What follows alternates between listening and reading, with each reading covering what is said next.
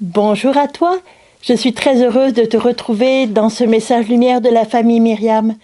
Nous avons vécu un temps magnifique de Noël et maintenant nous entrons dans la vie ordinaire. Comme Jésus a été baptisé dimanche dernier, on a vu son baptême et à partir de là il entre dans la vie publique. La vie publique, c'est une vie ordinaire. Jésus va nous enseigner comment vivre de manière ordinaire. Je trouve ça très très beau et je vais t'en parler un peu plus tard. Mais je voudrais aussi te dire que aujourd'hui, le 13 janvier, c'est notre fête de fondation.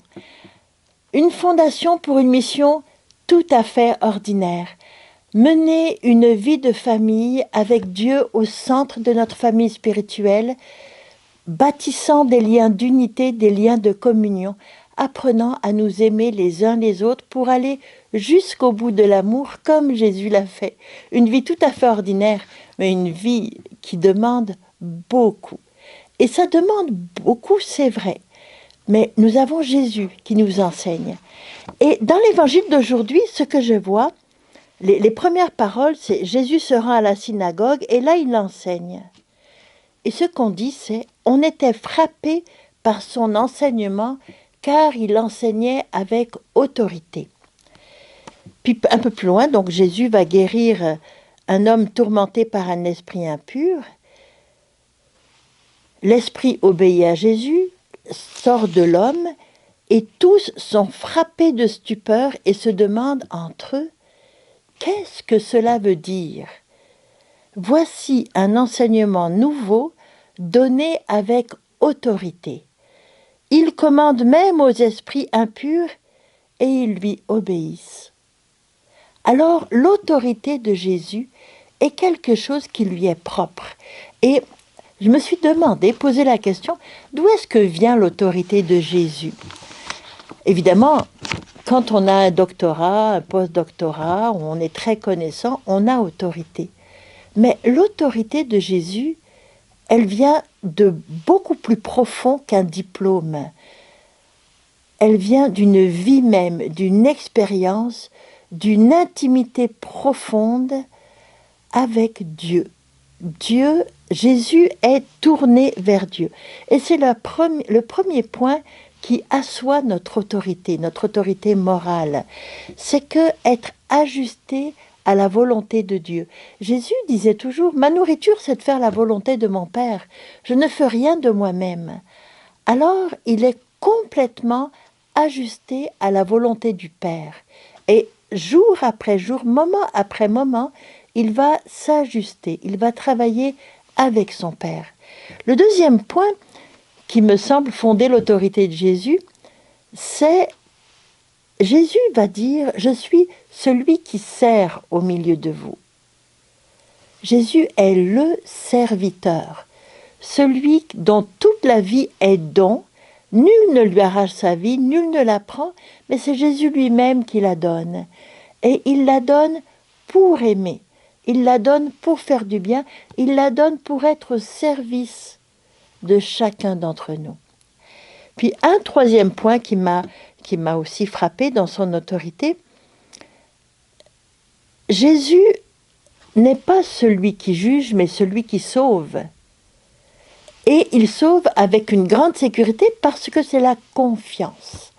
Jésus est un fils qui obéit, qui sait que son Père l'écoute, et il lui fait confiance jusqu'au bout. La confiance de Jésus, c'est quelque chose, c'est un roc, c'est une montagne que nul ne peut déplacer. C'est une certitude, une sécurité dans une vie, la confiance de Jésus. Et Jésus, c'est ça qu'il veut nous transmettre. Et je ne sais pas si tu es comme moi, mais je suis frappée de son étonnement. Quand il arrive des situations difficiles, puis que tout le monde crie vers lui, Jésus dit, mais comment ça? Comment n'avez-vous pas eu la foi? Une tempête dans la mer, à écorner les bœufs, un vent, des vagues hautes. On réveille Jésus, et Jésus dit, mais comment n'avez-vous pas eu de foi? Ou bien Pierre qui marche sur l'eau, qui s'enfonce dans la mer. Homme de peu de foi, pourquoi as-tu douté? Jésus s'étonne. Jésus s'étonne de notre manque de confiance. Alors, comment acquérir cette confiance? Eh bien, regardons Jésus. Mais je voudrais te parler aussi de notre mère fondatrice. Le 13 janvier 1979, c'est notre fête de fondation.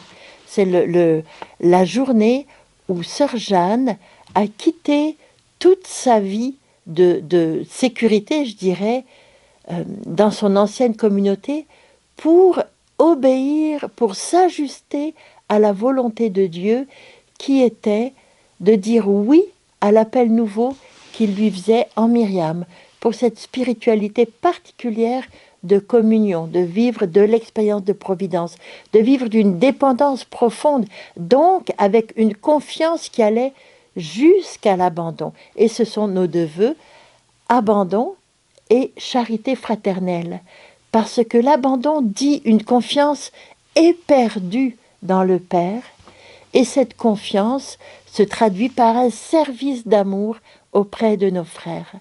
Alors, oui, Sœur Jeanne a regardé beaucoup Jésus, et comme lui, elle a voulu ajuster sa volonté à la volonté du Père.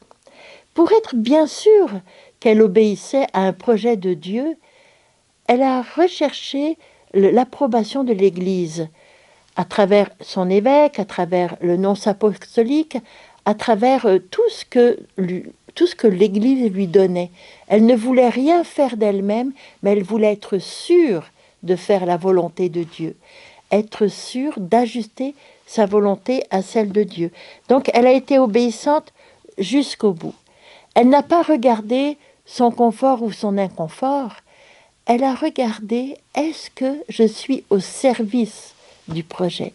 Et c'est ce qu'elle nous enseigne, à être au service du projet de Dieu, être au service de l'Église. Nous sommes là pour aimer en Église. Alors, dans notre fête de fondation, je voudrais t'entraîner avec moi, d'abord dans une grande reconnaissance, un grand émerveillement de ce que Dieu a fait pour nous, pour notre communauté, pour l'Église, mais je voudrais t'entraîner avec moi pour regarder le Seigneur, écouter, regarder et discerner quel est l'appel de Dieu dans tel événement, quel est l'appel de l'Esprit pour moi avec telle personne, pour une grande décision ou une petite décision. Dieu a un projet pour moi, et mon projet, c'est pas un projet individuel, c'est un projet qui est au service dans l'Église, au service de l'amour pour mes frères. Alors, regardez, écoutez, discernez. Ensuite, l'intégrer dans ma vie, parce que c'est pas tout d'avoir compris quelque chose. Il faut encore que ça passe dans ma vie, dans des actes concrets, puis que ça devienne une habitude. Par exemple, Dieu peut m'appeler à manifester un accueil inconditionnel. Bien, il va falloir que je le travaille par un sourire ou à prendre l'habitude d'ouvrir ma porte, prendre l'habitude de me laisser déranger par même des demandes intempestives, peu importe. Mais ce que j'ai compris, ce que j'ai discerné, il va falloir que je le travaille pour le faire passer dans ma vie. Puis ensuite, mes actes témoigneront, non pas de moi, mais mes actes témoigneront de la présence de Dieu dans ma vie.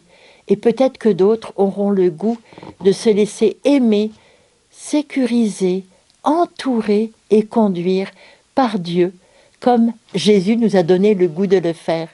Alors je trouve que c'est une très très belle manière de fêter notre fondation. Regardez d'où vient l'autorité de Jésus et puis essayer de le suivre.